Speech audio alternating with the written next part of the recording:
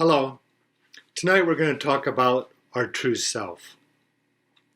We can experience the consciousness of the soul beyond the mind, but it requires that we become aware of the defining energy of who we really are in our true self.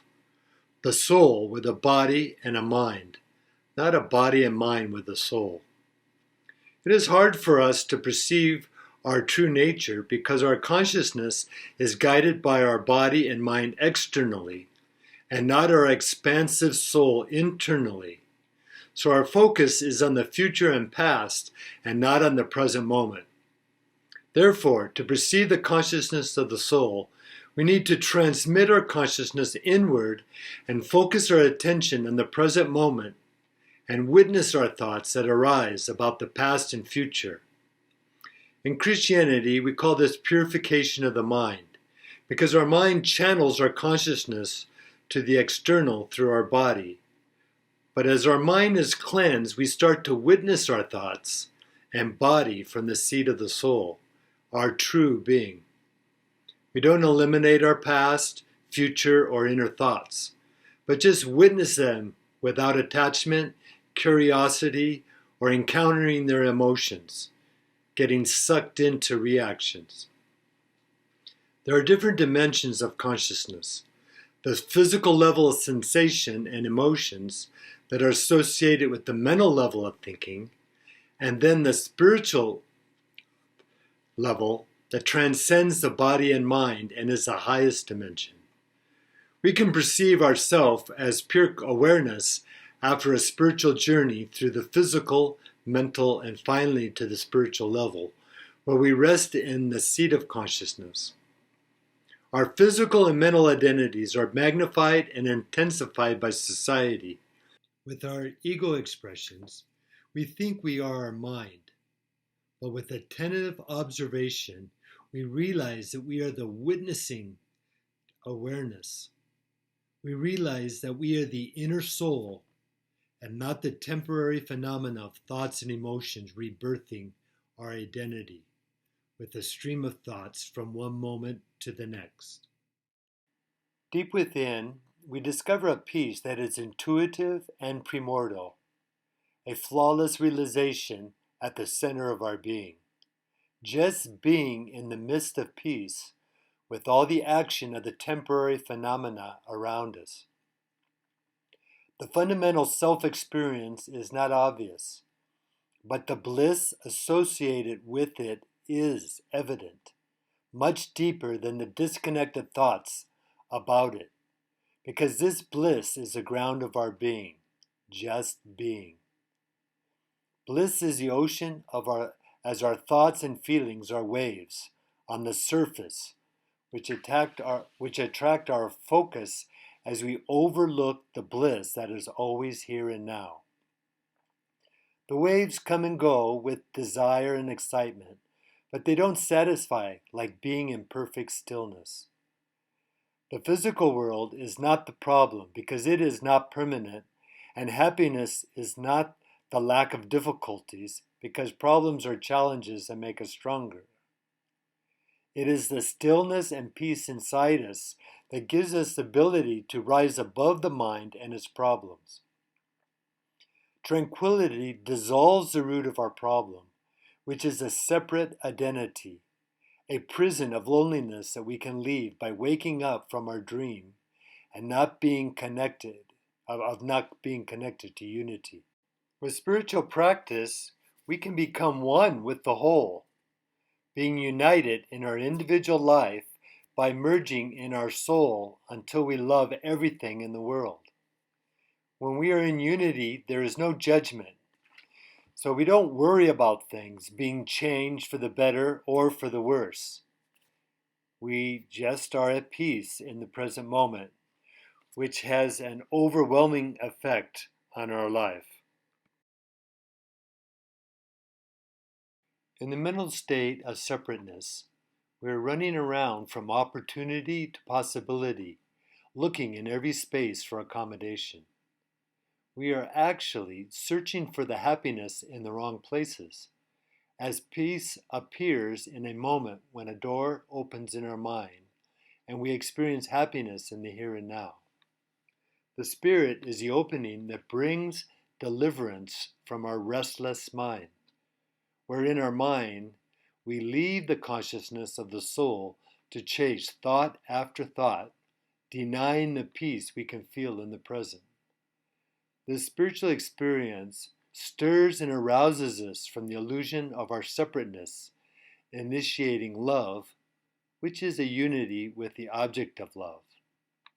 Albert Einstein said, "We are part of the whole, which we call the universe, but it is an optical delusion of our mind that we think we are separate. This separateness is like a prison for us. Our job is to widen the circle of our compassion so we feel connected with all people and situations."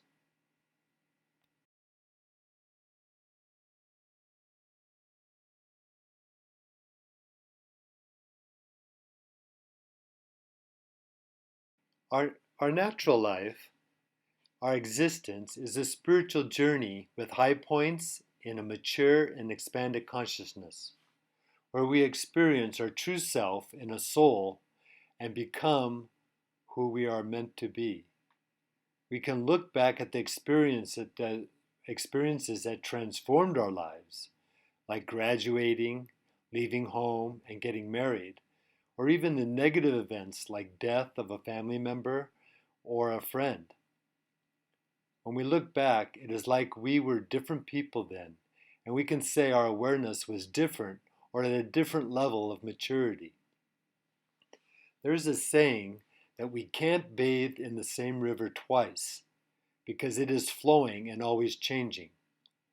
In our spiritual journey, we witness our thoughts emerging from our mind and disappearing as we realize we are not our mind or our river of thoughts, but the observer of them.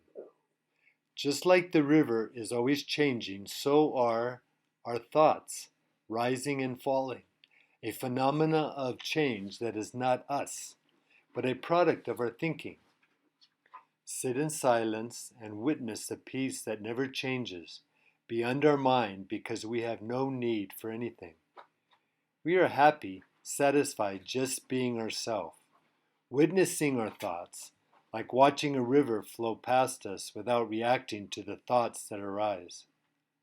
When we meditate regularly, we are transformed gradually, and when we look back, we observe that our mental and physical self is not the same. But the soul is always just right, unspoiled, and whole.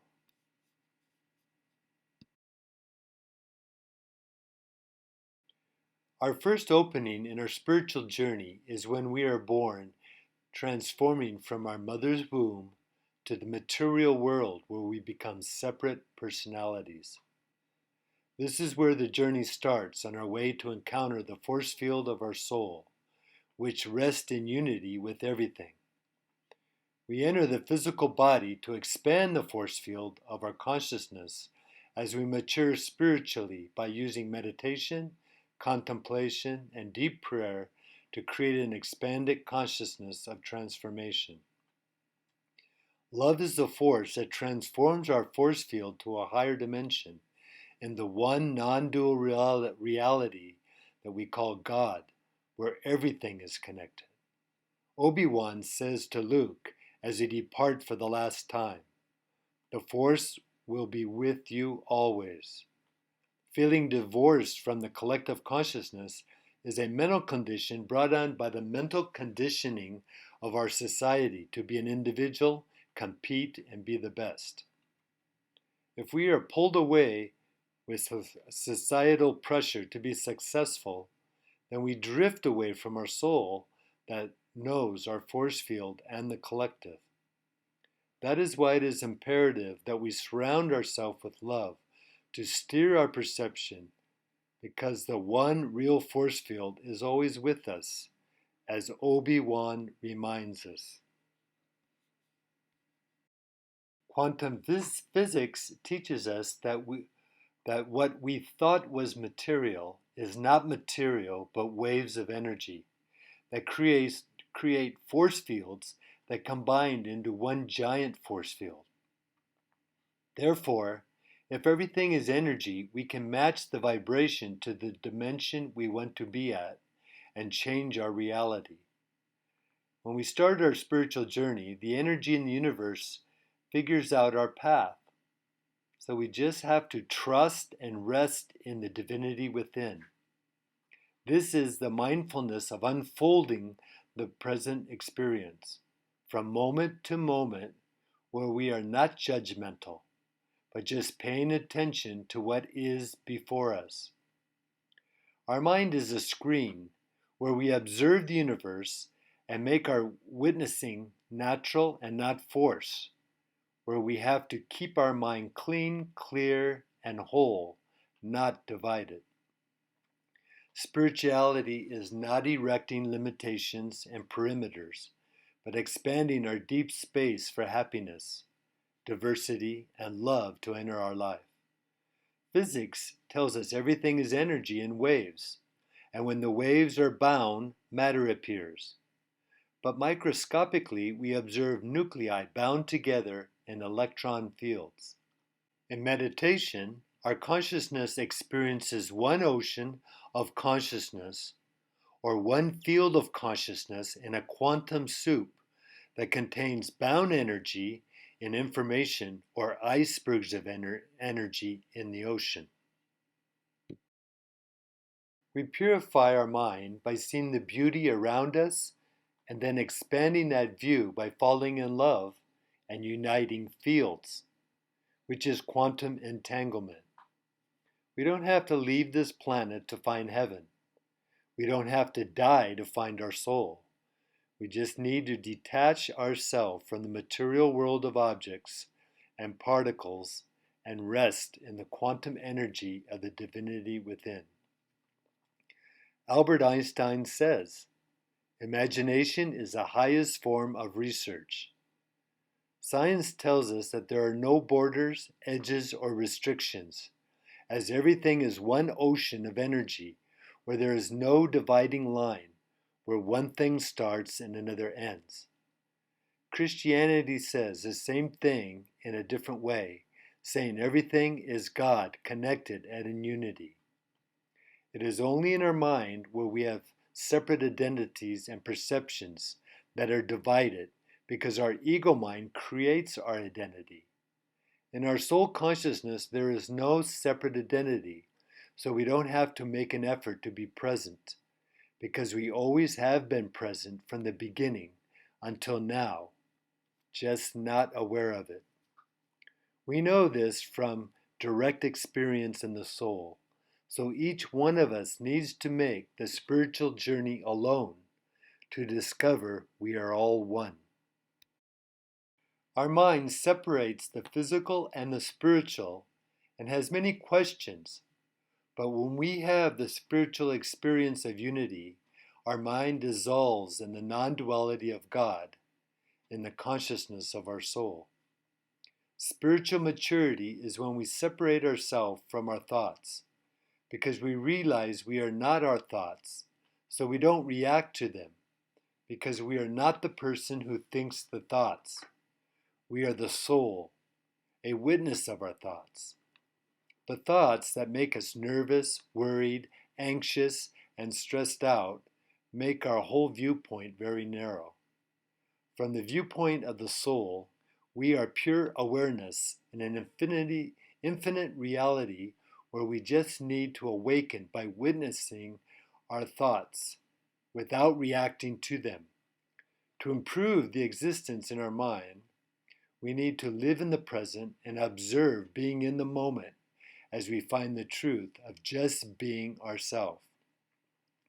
After a while, we get the sense of time, and the past and future come back again, but we can return to the non-duality of God. We can bring back the present moment by letting go, not being attached, but you can't be present by trying to be present.